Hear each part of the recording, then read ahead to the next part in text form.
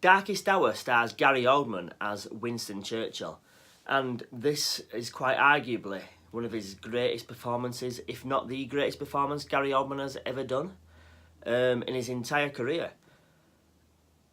It is a performance that is truly deserving of an Oscar win. This is a really good film. Basically, the movie shows how Winston Churchill became Prime Minister, and his life, during the darkest hours of around Dunkirk, and how his decisions to rescue the soldiers in Dunkirk affected the government and his close family and friends and things like that, and himself as well. And it's just a really good film. There's some really good performances.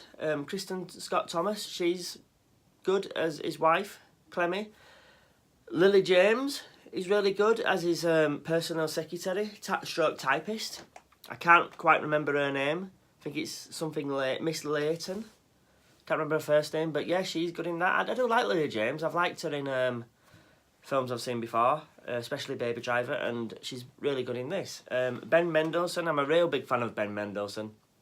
Now, he plays King George VI, and we've seen that king on screen before, played by Colin Firth in The King's Speech, and this version of the king, it's well known fact that he suffered from a stammer when he spoke, and in this one, the stammer's there, but it's very subtle.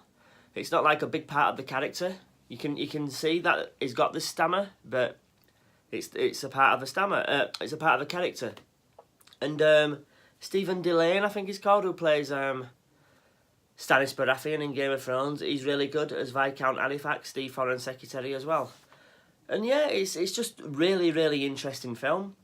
And if you've seen last year's Dunkirk, made by Christopher Nolan, it is the perfect companion piece to go alongside that movie, because that film shows the actual soldiers on the beach and how they escaped from Dunkirk. This one shows the political side of that, and how the politicians and everyone, army generals, came up with the Operation Dynamo to rescue the soldiers and airmen and Navy sailors and everything.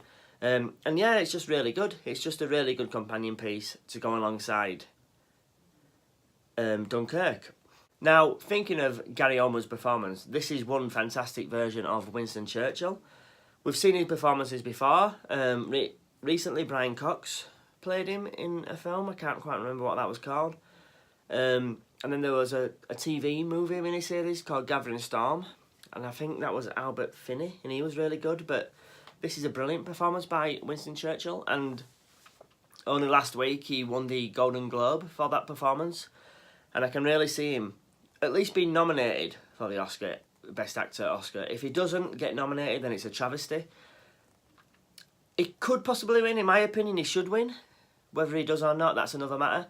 And it's hard to believe, you go through the entire filmography of Gary Oldman, and it's hard to believe that he's only been nominated for an Oscar once before, and that was for Tinker Tailor Soldier Spy. And yeah, that's a travesty in itself. So he should at least get nominated. And yeah, it's just a really great film. So I'm going to give it a rating of A+.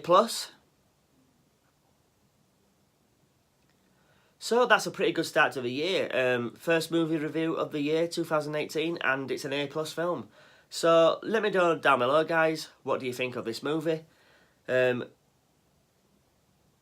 you can tell, I've got a little bit of a cold. I'm a bit bunged up and everything. You can probably tell with the way I'm talking. So yeah, I've been feeling a bit ill for the past week, I suppose. But yeah, let me know down below, guys, what you think of the movie. Do you think Gary Oldman deserves an Oscar nomination? Do you think he'll likely win the Oscar? Or do you think will win the Oscar for Best Actor this year? Like and share my channel, guys. And remember, stay heroic.